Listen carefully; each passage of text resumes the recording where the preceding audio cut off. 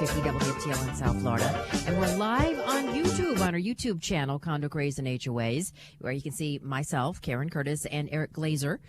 He's board certified in community association law, has a law office in Fort Lauderdale and another in Orlando. And we're here each week to answer all your calls and emails about the issues that make life in your condominium or HOA absolutely crazy from one minute to the next. And we'd love to get the phone lines going early or the YouTube chat box going early, answering all of your condo and HOA questions. No matter where you live in the state, country, or the world, yes, we're international. Give us a call right here in the studio, toll free, 877-850-8585, 877-850-8585, or visit us on the Condo, Craze, and HOAs channel on YouTube and ask your question there in the chat box. Eric. Hey, good morning, everybody. How are you?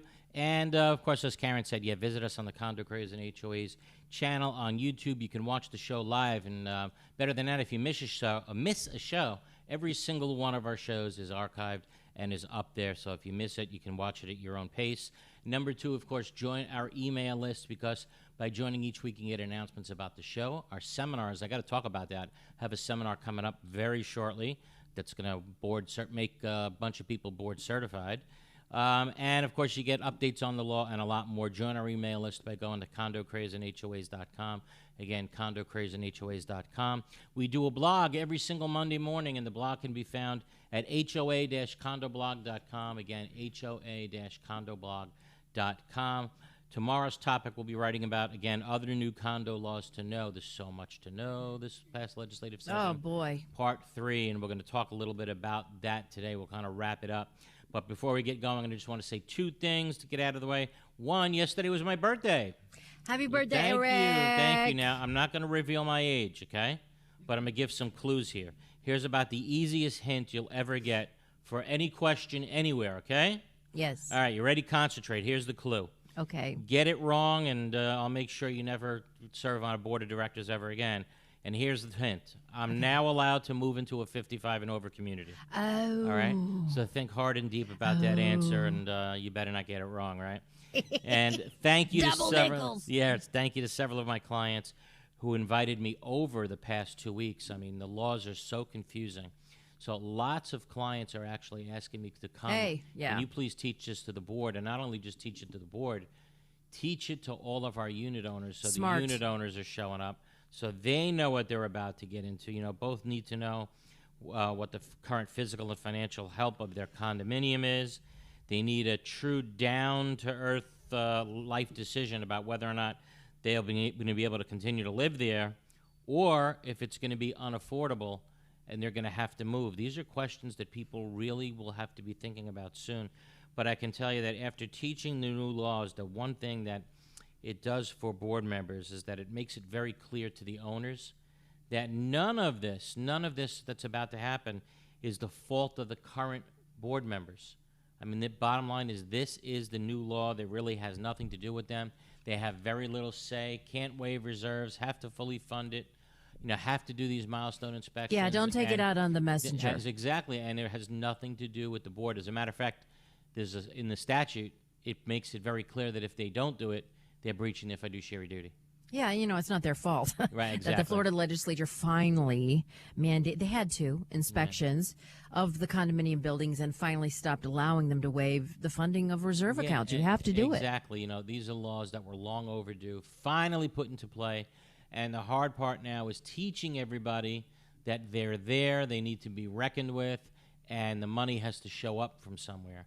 So we'll wrap up a few loose ends with some of the new laws that they passed. We'll go over it real fast. Here's a new law that the division wants to keep track of, all these condominiums and what they're doing.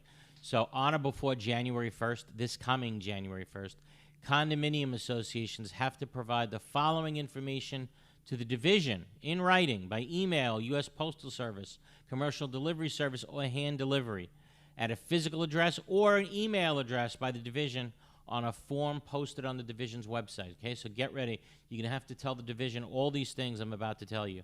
The number of buildings on the condominium property that are 3 stories or higher in height, the total number of units in all the buildings, the addresses of all the buildings, the counties in which the buildings are located, and the division's going to compile a list of the number of buildings on the condominium properties that are 3 stories or higher in height. You're going to be able to search it by county. Wow. And it must post it on the division's website. And the list that they publish has to include a lot of information, like the name of the association, the number of buildings that are 3 stories or higher. How many home buyers are going to avoid everything on that list? Yeah, I mean, well, I'll tell you, they're going to look for it first. Wait a minute, what am I about to see?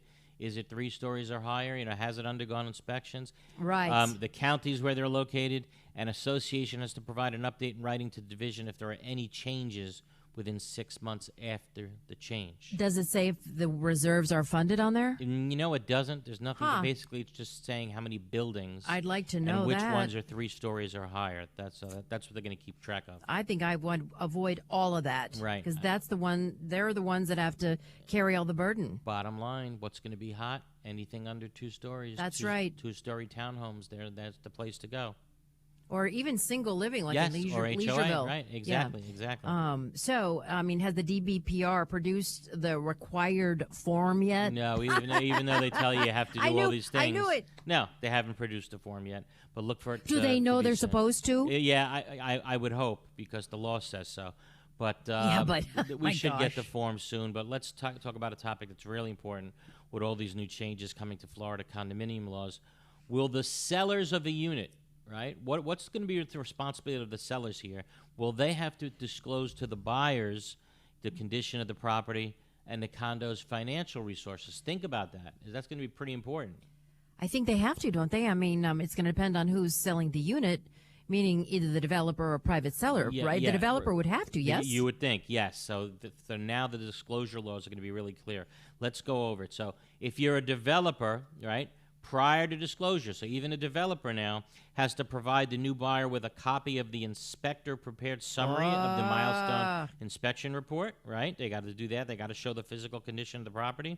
And they got to give the new buyer a copy of the most recent structural integrity reserve study.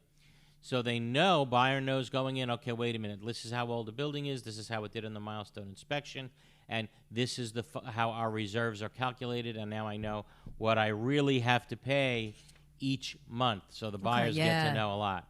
Right, and and what's the law regarding non-developer disclosure prior to sale? So just a private person selling their condominium unit, this is what you have to know, and this is in effect already.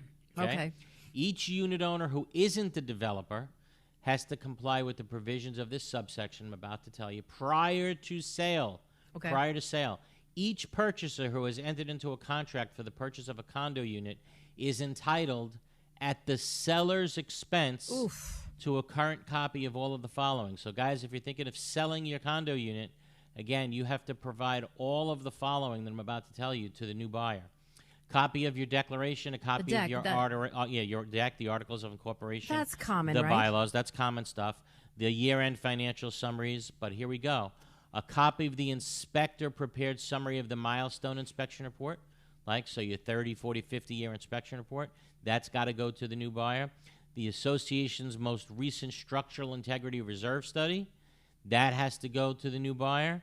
And that document called Frequently Asked Questions and Answers, how the condominium is basically governed. So if you're governing your home, you better get, if you're selling your home, if you're thinking about selling your home, you better get ahead of the curve on this. How do you get all that? Gather all these documents. And if they haven't done the inspection? Yeah, well, again, it's required to be given. You can't give them something that doesn't exist, obviously. Right. But if it exists, you got to give it. And would they put it on the website? Yes, if it's 150 units or more, they should. I think they should put it on a website, even if you're less than 150. Yeah, because if you need it, you have to have that info. Exactly. And all I can tell our listeners is, ladies and gentlemen, buckle up, because the next few years is going to be a wild, bumpy ride for many living in our state's condominium units. Besides everything we've written about the last few weeks, think about the gigantic rise in insurance that's taking its toll on condominium budgets everywhere. I'm hearing horror stories. We lost another insurance carrier. Yes. Last week. And it may be more. Yeah, Weston went out. And I mean, even you had to go to Citizens. Yeah, exactly. Think of that. Exactly. And you take all of this, and then you just add everyday inflation. We know a tax increase happened today, mandatory inspections, mandatory repairs, non-waiver of reserves, and for many, it's going to become simply unaffordable to live in your condo unit. And I can tell you, developers are already on the prowl. And the problem for me is, Karen, that this was all so preventable and easily foreseeable, all of it. In the past. Yes, if any prior legislature over the past 30 years had the courage to tackle the developer lobby, anytime, anywhere along the way, we wouldn't be in this terrible position, but it They didn't always want to deal was. with it. Nope. Yeah. It was always build, build, build. Just get out of the developer's way. Let them lie about the real cost of living in a condo unit. Let's waive reserves for buildings to have any inspections at all. Let's allow the reserve studies to be done by retired teachers and cab drivers on the board, you know, instead of having it done by professionals. And the only time we're going to change any of this, finally, is when a building comes tumbling down in Surfside, killing 98 innocent people. Exactly. And how sad, you know, how criminal, how short-sighted was the legislature. And now those of you who happen to be living in a condo unit at this time in our state's history, you have 30 or 40 years of financially catching up to do, all in one shot. That's what all of this really boils down to. So this is not going to be easy for a lot of people. But, hey, what do our listeners think? Who do you blame for the massacre that our condominiums and condominium owners are now about to go through? Do you blame yourselves for waiving reserves for decade after decade? You know, what's your thought process? Give us a call right here in the studio, 877-850-8585. Again, 877-850-8585. Or go to YouTube, the Condo Craze and HOAs channel, and write us questions in the text box. We'll be back right after this. There are very large management companies, and there are very small management.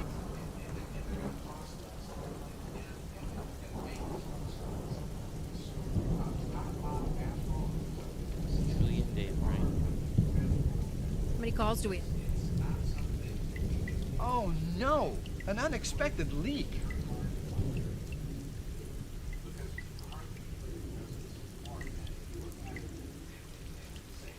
Jay, you know that's no way to solve a roof problem.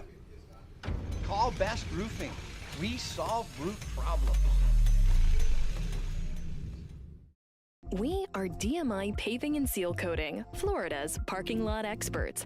We specialize in asphalt paving and repair, including pothole repair, seal coating using JC7 or polytar, concrete curbs, ramps, and walkways, and striping and pavement marking, as well as ADA compliance. We service commercial properties, including homeowners associations, apartment communities, shopping malls, warehouses, stadiums and arenas, and more.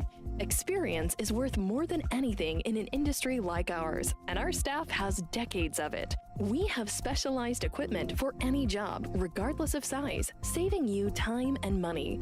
DMI has a reputable history. We have been in business since 1956. We serve the state of Florida from 6 locations. Let us bid on your next parking lot project. Visit us online at dmipavingandsealcoating.com. There are very large management companies, and there are very small management companies. And I think Affinity sits somewhere in the middle of that, where they are big enough to provide you with all of the back of the house services, the accounting, the infrastructure, the support systems, but small enough to be high touch. We believe at Affinity that we do the 9 to 5 so that you don't have to do that.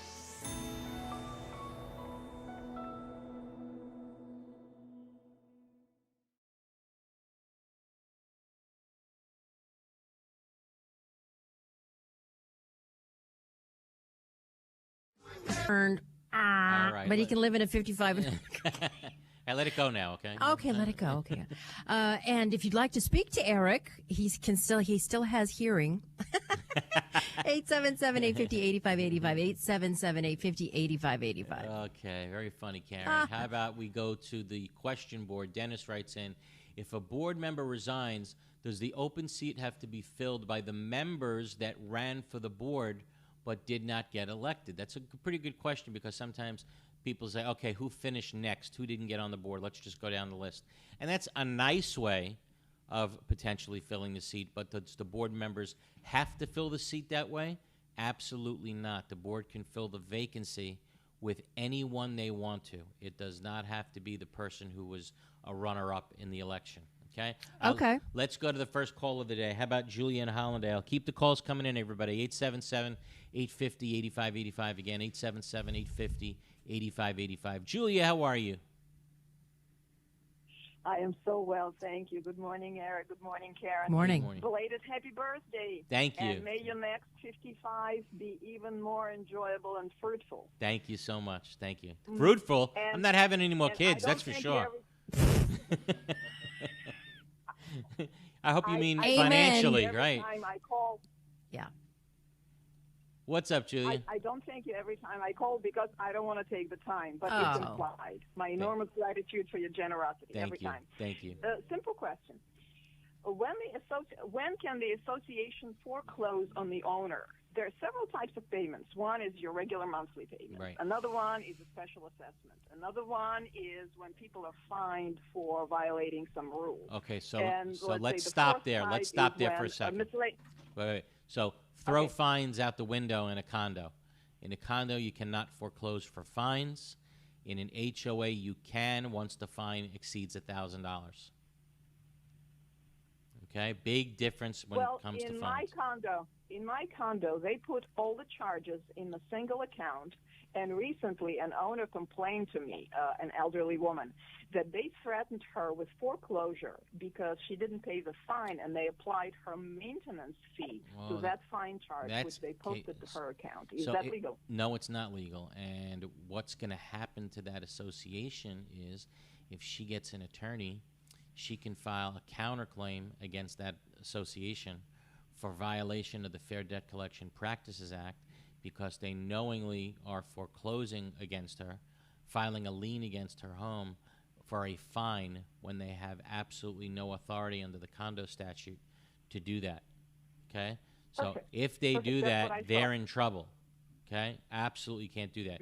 Now, you asked what the process is, so I just want to walk everybody through what the process is because it's a long process.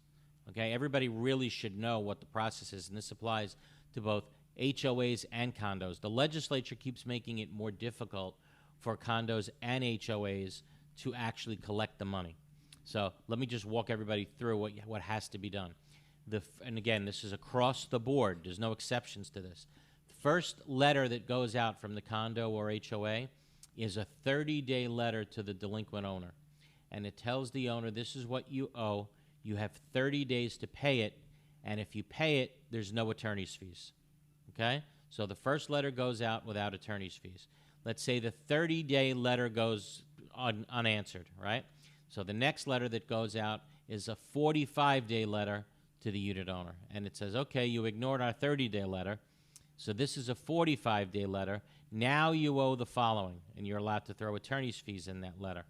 And if you don't pay the money within 45 days, we're going to file a lien on your property. So now they have another 45 days, right? So let's say that 45 days goes by, and they still didn't pay. Now you have to send another letter saying, see, we did file the lien. You didn't believe us? Well, look, here it is. Here's here's a lien we filed, and you have another 45 days to pay. And if you don't pay within 45 days these new charges, now we're going to foreclose on your home. So think about what I just told you. You have to give a 30-day letter, a 45-day letter, and a 45-day letter before you're allowed to even go into court.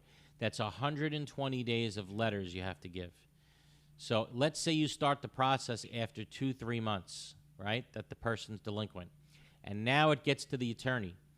You know it's going to take the attorney a couple of months, 4 or 5 months to get into court. And now if you waited 3 months, now the unit owner owes you a lot of money. Now it's like 8 months before you get into court, before it really becomes real. So a lot of associations are saying, we're not going to do that anymore. We're not waiting. If somebody is not paying, immediately we're going after them because the process now takes so long. And what's the harm in giving them a letter, a 30-day letter, right, if they don't even have to pay attorney's fees on it? So act early. Go after everybody early. Again, by giving them that 30-day letter, you're not harming them. You're helping them. You're saying, here's an opportunity to pay in full without attorney's fees. And that 30 days starts the clock. You have to do it anyway. So do it early in the process because the process now takes a long time, and there's nothing you can do about it. And I'll tell you, when these foreclosures start mounting up, it's going to take longer, unfortunately. So that's the way it should be done, Julia. Okay, but no foreclosing. Awesome. Thank you. Yeah, no foreclosing on fines. That's a definite no-no. How about we go to David in Miami?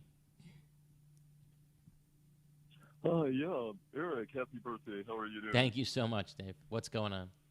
Yeah, great show. Yeah, and I enjoy your show. It's good to have something that's a nice, kind of interesting source of information. Thank you so much. Here every Sunday. Appreciate that, Dave. Yeah, nice to tune in and learn something. Yeah, absolutely. Yeah. Well, I live in a condo. It's luckily 128 units, 2 stories. They're townhomes.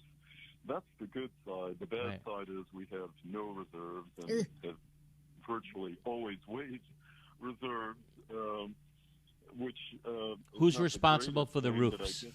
Are you responsible for your own roof, or is the association responsible for the roofs? The association. Yeah, so that's where the big money is going to come, because you got 128 units. And how old is the community? It was built, I think, I'm not certain, 74, I think. 74? So you're talking about 50 years old. Woof. And when's the last time the roofs were replaced? Back when the big storm came, this was before I was there. What was it, Irma? I think let's see, maybe Wilma was 17 years ago. Wilma was 17 years ago. So your roofs are now 17 years old, which means, you're on the, precipice of needing one. It could be now, or it could be, somewhere between now and 7-8 years from now, but it's coming. And if you guys are not reserving for the roofs, and I tell you, roofs on a complex that's 128 townhome units, that's going to be a tremendous amount of money. And this happens all the time, where, I represent these types of communities and know they haven't been reserving for years, and all of a sudden, all the damn roofs go at once. They got to replace the roofs on 128 units, and now it's $1 million or more.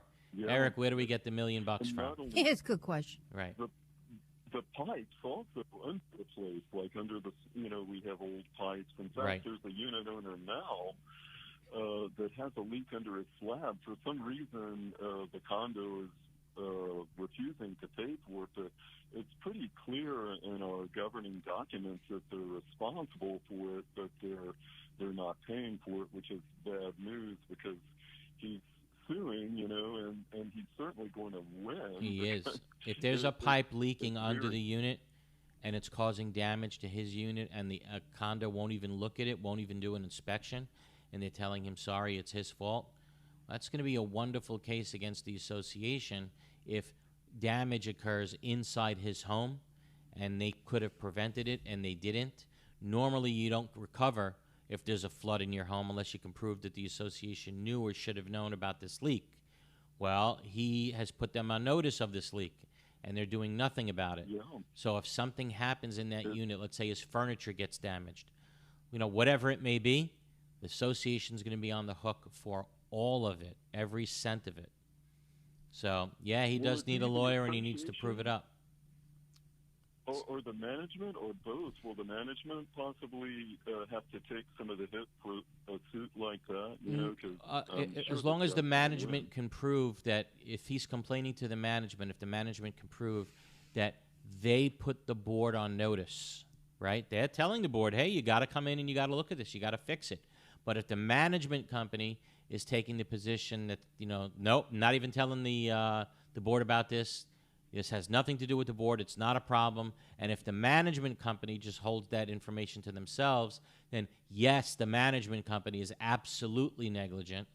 I can certainly argue that not only is it negligent, it might be gross negligence, right? They would be on the hook for the damage as well, as long as they can, if they can't show that they told the board about this problem. And some management companies are like that. They make the decisions, not the board. And if they do that in this situation, they're going to be responsible for the damage to the interior of his unit. So this is an easy one. If there's a pipe that's leaking, causing damage, they have at least an obligation to inspect it, and I'm sure, because it's under the slab, under the floor, they have the obligation to fix it.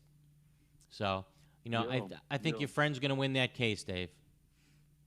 Absolutely, yeah. And then there's other places like a LLC, which LLCs aren't even allowed in this place, but for some reason this one has and they're repairing like drywall, laminate flooring, like demolition of the bathroom, all of these things that aren't really, they're above the slab, they're below the roof. But who, though? You're saying the board is paying for it? The association's paying for it? Yeah.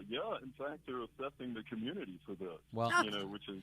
Yeah, so you're I don't know why they would do that for certain units and let a flood occur or a pipe burst in somebody else's unit, Doesn't make much sense to me, but, hey, you want to talk about it off the air? The number is 954-983-1112 in the office. Again, 954-983-1112 in the office. Dave, thank you so much for the call, but we got to take our bottom of the hour break.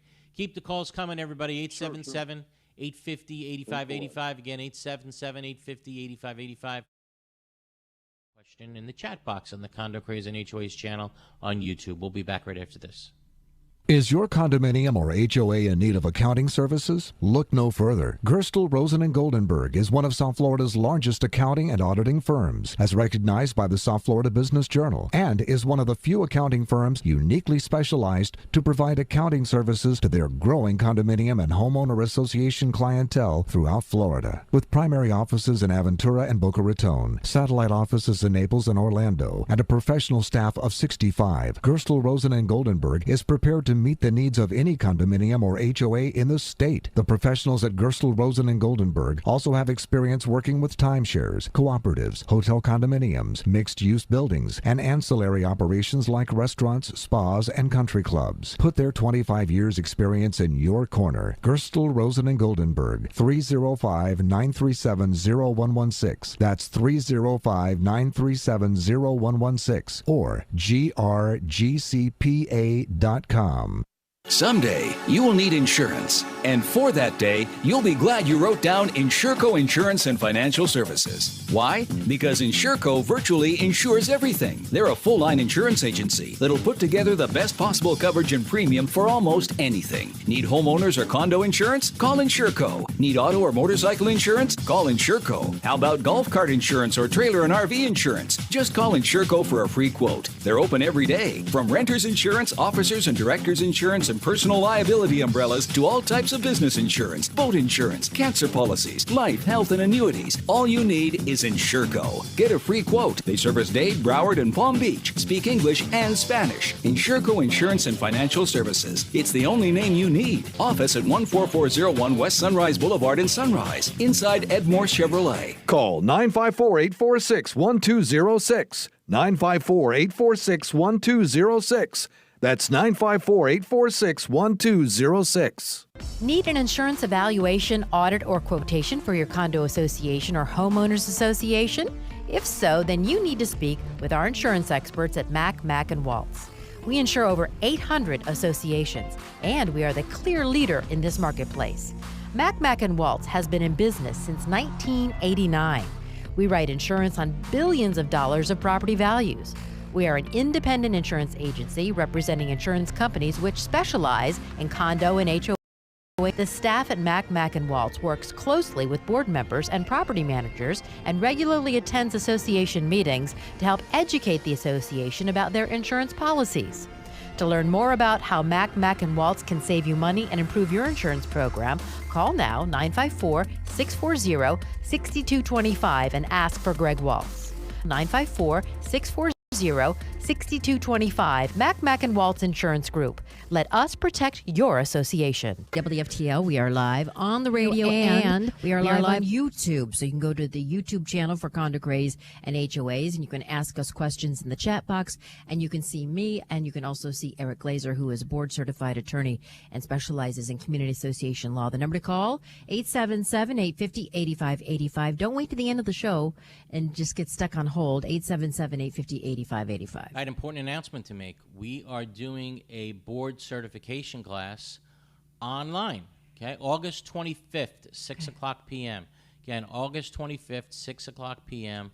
I'll be teaching it. You can take it from the comfort of your home, and after it's done, you will get a certificate saying that you are certified as a board member.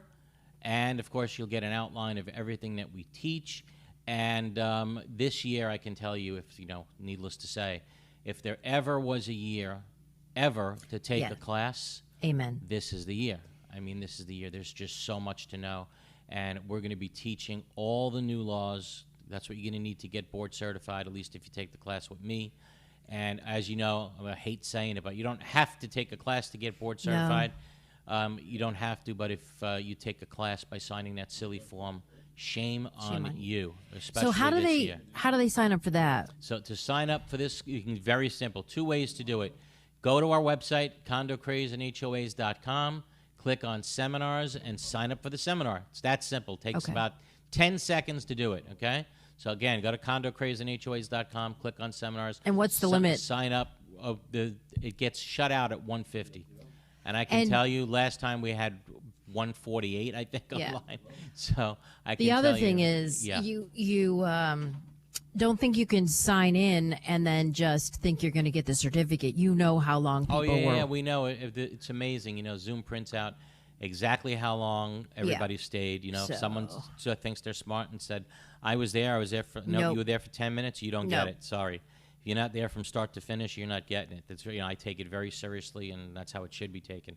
But again, perfect time to become board certified. And you know what? Even if you're not on the board, if you want to learn the new laws and what you're about to face in the years ahead, in the very soon years ahead, in the next 2 years, as a matter of fact, take this class. Again, you can register for it by going to CondoCrazeandHOAs.com and sign up for the seminars, or give my law office a call, 954-983-1112. Again, 954-983-1112. How about we go back to the board, and let's see. Sean writes in, Eric, good morning. What authority does an HOA board have to tow cars parked on common areas, private roads? Do they need to post a 24-hour notice on the car, or just a notice at the front of the HOA? And the answer is just the notices at the front of the HOA. That's it. I mean, and the notices have to be in certain size type, and it's got to tell you what happens if your car gets towed. But there is absolutely no requirement under the law that says you have to give a person parked in a wrong space, a notice, like a sticker on their car, before towing their car. You could just tow it and restore it as long as the proper signage is up. By the way, the stickers that they put on your car do not come off. I know you need a razor blade and Windex. I don't even know what's that glue is, but I know, right? It's like special HOA glue. Yeah, I know, right? It's unbelievable. Yeah, exactly. Yeah. All right, let's go another one. Kathy, Eric, I'm on the Rules and Regulations Committee at our condo. We're making recommendations to the board on updating them. Do we have to open our meetings up to the residents? If you have a committee and a quorum of that committee is meeting, especially with the board, if you're meeting also with a quorum of the board, if either of those, if the board or the committee has a quorum, then yes, those meetings should absolutely be noticed, and the unit owners have a right to attend. Kathy also writes in, we have a separate fining committee. Do they have to open their meetings up to the residents? Absolutely. Those fining committee hearings where the residents have to appear in front of the fining committee, and the fining committee decides whether or not to keep the fine or waive the fine, that's absolutely a public meeting. Residents have a right to attend. How about we go back to the phone? Steve in Tequesta. How are you, Steve? Good morning, Eric. How are you today? Okay. How can we help? Still a bad luck, a little bit of information maybe you can give me. I moved into a condo here in Tequesta back in November of 2014. I gave 2 security deposits to the HOA Condo Association. Yep. And they were asking for bank certified checks, which I gave them off of a major bank here in South Florida. And in 2019, they sent me an email to the homeowner asking for proof of deposits, which I sent them my copies of those certified bank checks. Right. And I just moved out last week. Uh-oh. And they're claiming that they never, ever got copies of the certified checks. They never have. Eric will help you. Yeah, that's... The owner that owns the property. It lives in Texas, and they forwent a final inspection of the property, which is in better condition than I gave it to them. Right. And then when they gave it to me. Now hold on. The security. Wait, hold on. Hold on. And Steve. Hold on, Steve. Steve, hold on. The deposit that you're talking about was a deposit that you didn't give your landlord. It's a deposit that you gave the association, right? They didn't say anything. I guess the pandemic came or whatever. No. But listen to what my question is. Who received your security deposit? Who did you pay the security deposit to? Yeah, you paid 2 of them. Who'd you pay it to? I paid to the homeowners association, to the condo association. Okay. And who was the other one to? They were both, 3 of them actually, because I gave a second security deposit because somebody else wanted the apartment at the time, and I said, what do I need to do to get in? They said, we can offer a second security, which I did, which was $1,500 on a separate But did that second security deposit? Association, and they don't have that either. Okay, all right. So if you can prove it, walking away from me, and it seems like last week when I went into the bank to ask about, can you please verify those, get the endorsements on the back of the check from the condo association. They said we would love to, but it's past 7 years now. Oh, and we'll try to escalate that's it what they're for you. hoping. Well, do you have copies of them? But it's interesting that last week somebody just walked into the bank with the same problem with the same association, and they got their money back because we were able to go back. They only lived there 3.5 years. Sadly, 3.5 years ago, they changed the management company. They switched companies, and the old new management company doesn't have any of the old company records, and they're just making me, just putting me through hell. So it's about $3,000 to $4,000 in total. So, but it's just the principle of what they're doing. It's just it's not principle. It's not just principle. No. $3,000 to $4,000 is a lot of money. Sure money. And if you have copies of those checks, and I think I'm hearing that you do. He does. And I would absolutely 100% file suit against the association if they don't give you the money back. And not only they're going to have to give you your money back, they're going to have to pay your attorney's fees. Yeah. So give me a call in the office, 954-983-1112.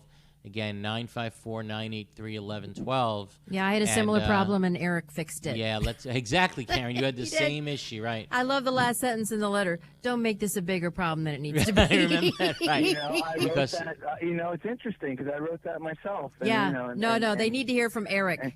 Yeah, we'll get your money back. Well, you know what? Just very quickly, I forgot to tell you one thing, which is good story. And I'll only take 30 seconds. I did all this, and their fee, the condo fee at the time, which they wouldn't even have let me in there or occupy unless they had their deposit. Never mind the second deposit that they were holding for the homeowner. But that fee, they came back and said, we still didn't find any of your deposits, but we're gonna cut you out a check for $1,000. Yeah. Which they did on Friday. So I got one of my 2 deposits back, but they wrote it. They said, we can't do it today, or we may be able to do it today because we need to set you up as a vendor. And I'm like, vendor? What are you going to 1099 me back? Right, no, it doesn't make any sense whatsoever, so right? I don't know how they're doing it. I got it all their inconsistencies I have on file because I just made emails back and forth and texts and made sure everything was in writing. Hey, Steve, give us a call in the office. We look forward to hearing from you, okay? Yep. All right, how about we go to Empress in Green Happy Acres? birthday, by the way. Thank you so much. Is it Empress in Green Acres? Empress? Hello? Empress, you there? No, I don't think so. If she's not there, how about Joe in Fort Lauderdale? Yes, hello. Can you hear me all right? Yeah, Joe? How are you, Joe? I'm good. May I ask a two-part question? Go right ahead. Go right ahead. About a month ago, our buildings board called a meeting, and they wanted to mandate that the rest of the units get impact glass installation. Okay. A vote was taken, and it was voted in favor of to get the impact glass. First question is it, quote, legal, unquote, to mandate such a very steep expense on owners who don't have the impact glass? Okay, so the way the statute reads, I don't have it in front of me, but I'm kind of going to paraphrase. If the association is responsible for the windows, right? If the windows are part of the common elements, the board doesn't even need a unit on a vote. Okay? Good one. If they say we want to go with, hurricane impact windows. if the board is not responsible, the only way they can mandate it is if they get a majority vote of the owners. So you're telling me they got that majority vote. Now, some people, how this works is some people may have already put hurricane glass windows in. Is that right? That's the situation, yes. Right. So those people do not have to pay the expense again, right? They don't have to pay for obviously for hurricane glass windows on their units, but what they will have to pay for is if the association puts in any hurricane glass on common element windows, like on the first floor, the lobby areas, they will have to pay their share of that. But the answer to your question is yes, if there's a unit owner vote, you can absolutely require it. And the one good thing about it is, we're talking about insurance rates skyrocketing. It goes down. One thing that will bring it down is if the entire building has hurricane impact windows. In the long run, it's the best thing to do. Yeah. You're not bolting those shutters into the cement. Exactly. Shutters are not good for the condominium property. Yeah, so yes, they do have the right to do it. And real quick, part two. Given that job and the cost of it, is the association required to get multiple estimates from multiple vendors? So the question is, in a condo, if the windows are going to exceed 5% of the condo's budget, and a window project will definitely exceed 5% of the condo's budget for the year, then yes, they have to go through the competitive bidding process. No two ways about it. What does that mean? They have to exceed 5% of the condo's Right, yearly budget. right, exactly. So in other words, let's say the condo budget's $1 million. If the expense is going to be more than $50,000, right? Then it's got to be bid out. And this, a window project's going to be God knows how much money. How many units in the building? 10 units? Yeah, so it's going to be, $150,000, job you can guarantee. So, yeah, I'm sure it's going to have to be bid. Okay? Thank you, sir. Appreciate your... You got it. Let's do this. Let's take our final break of the hour. Do not wait for the last second to call in, please. We always wind up with calls left on hold. Don't let that happen to you. Call in 877-850-8585. Again, 877-850-8585. Questions in the text box on the Condo Craze channel on YouTube. We'll be back right after this. Is your home or condo looking old, worn out, and in need of a fresh look? Then you need PD Painting to paint your property and make it look like new again. PD Painting will first properly prepare your home and condo and then use only the highest quality paint products.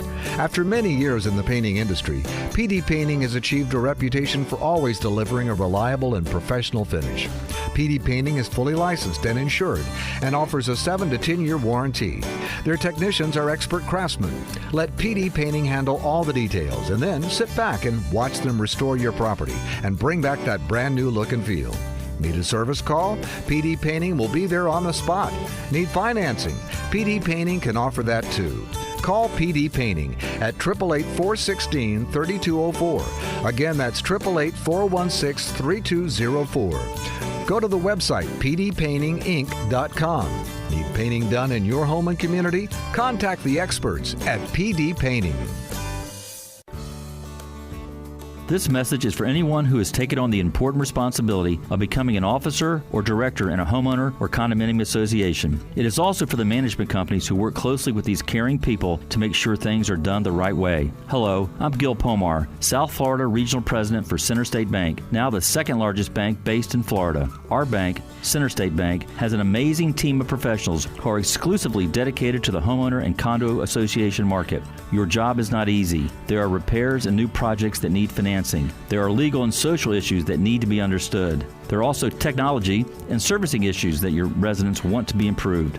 Why not choose a bank that knows this business backward and forward? Why not have a local banker who will meet with you face-to-face whenever it is convenient for you or your board? Center State Bank has over 2,000 associations as customers for a reason. Please give us a chance to earn your business. Call Terry Russo at 954-633-1666 to make it happen. Center State Bank is an equal housing lender and a member of the FDIC. All over the world, people have plumbing problems. These problems can be expensive and destructive to fix. Have you ever wondered if there was a way to take care of your plumbing problems without destruction and an outrageous price tag? Welcome to Pipelining Technologies, Inc., where we specialize in fixing your problems without demolition and minimum cutting by means of pipelining. Pipelining is the ability to take a pipe damaged by root intrusion or long-term deterioration and make it new by means of inserting an epoxy-saturated liner into the pipe and allowing it to harden or cure, leaving behind a brand new pipe. That sounds great. How can I get pipelining in my home, commercial building, or condominium?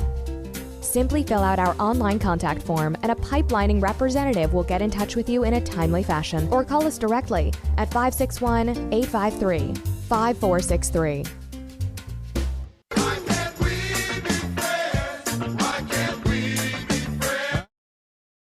The final segment of Condo Craze and HOAs here on 850 WFTL. Yes. If you have a question for Eric, please call now, 877-850-8585. He is board certified in community association law. He knows everything there is to know about condo and HOA law, especially with new laws being just passed. So it's really important. Or join us on our YouTube channel, Condo Craze and HOAs, and you can ask in the chat box a question there as well. Absolutely. And again, I just can't stress enough the importance of signing up for the board certification class on the 25th, 6 o'clock p.m. from your house. Get certified sitting at home and learning all these new laws. Remember, guys, the new law even has provisions in there that makes the directors and officers potentially individually liable for failing to comply with these new laws. So you really need to know them. So again, sign up. It's free. Condo Craze free. CondoCrazeandHOAs.com, or call our office 954-983-1112. Let's take some questions from the board.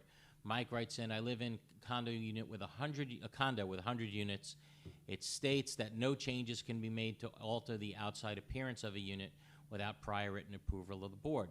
This contains such things like ceiling fans. The board approved the ceiling fan for one unit without membership approval. Now, other owners want to install fans but are told they have to get a membership vote. Is it legal? The bottom line is, in a condo, well, the condo, remember what the material alteration statute says. Yeah. If you're going to drill into a building, right, you're going to change the physical appearance of the building, right, and it's going to look different. Does it look different with a ceiling fan? The answer is yes. Are you drilling into the building? The answer is yes. Are you running electric to that ceiling fan? Yes. Then you've just made a material alteration to the common elements. Even though it's inside your house? Even though it's on the balcony. The balcony is still okay, the balcony. I'm sorry. Element. Okay, yeah. okay. Okay, it's a common element, right? So, yes, if any part of that balcony is still considered a common element, even if it's a limited common element, it's still a common element. The statute clearly requires that you can make that material alteration in the manner provided for in your governing documents. Most associations don't even have provisions in there regarding how material alterations are made. So the statute says, okay, if your docs don't say anything about it, the fallback number is 75%.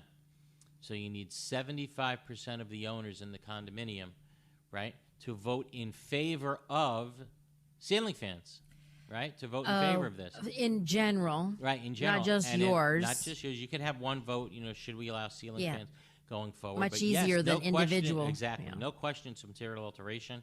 And I think the only way the board gets out of this is if they put the vote to the entire community, get 75%, and then it could be done. No problem. But if you put up a ceiling fan and they don't take the vote, then it's got to come down. You have to take it down. I mean, that's the law that I drafted. That's my law. So it makes it clear that the vote has to be taken before the material alteration is actually made. And I don't care what the vote is after. Right? Exactly. The question is, can you ratify it after? And again, according to the statute, you better take that vote beforehand. Who cares what you did afterwards? Okay? All right, any other questions? Let's see. Deborah writes in, good morning. I have a question on safety. Our pool hasn't been up to code for 2 years. Our inside pool lights haven't worked. They've had at least one bid to fix it. Our gate isn't properly working, and our license, if updated, hasn't been posted. That's it's bad. Been brought to our board's attention in writing continuously, and at a board's last annual meeting. Isn't this a safety negligence issue? Yes. And there's no question. There's no the question gate, about it. especially. You're 100% right. I mean, I just had a case where a gate wasn't working properly, and someone was attacked in their own home. Well, that in a pool, if a kid gets in there, oh my gosh. So yeah, the board was absolutely, the association was absolutely liable A pool you don't fool around with. When a pool is not functioning properly, I mean, you stop, you drop, and fix that pool. You know, Karen, you remember that story about my children many years ago. Yes, with the lights, right? With the light. and the current. I got a call one day in my office from my wife, and she says, you know, the kids are in the pool, and the craziest thing just happened.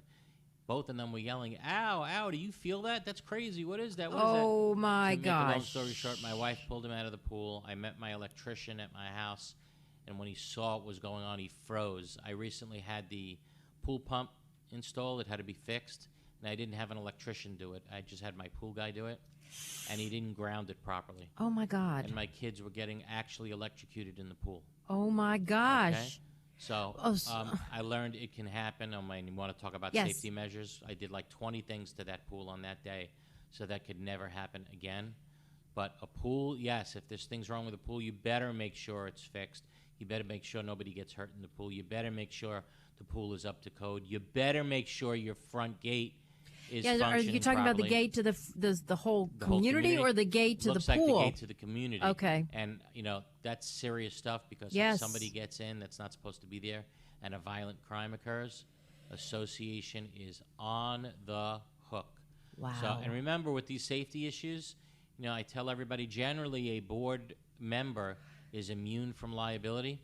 The one exception to that rule, if a plaintiff can prove that they acted against the interest of the life, health, or safety of the owners, and if you can prove they deliberately ignored safety concerns, you can hold a director individually liable. Think about that. And potentially, insurance company wouldn't cover it if you knew for a long time that this is going on and you did nothing to fix it. The insurance company could say, "I'm not covering this claim. You know, you were negligent. You needed to fix it immediately, and you didn't do it." Wow. So, you went from And that, negligence you know to what? gross negligence. Yeah, and the unit owner shouldn't be on the hook for your negligence. Yeah, correct. So, again, when it comes to safety, I tell board members all the time, you stop, you drop, you fix it. And you know what's never an excuse in court? We didn't have money to fix it. Right. Really?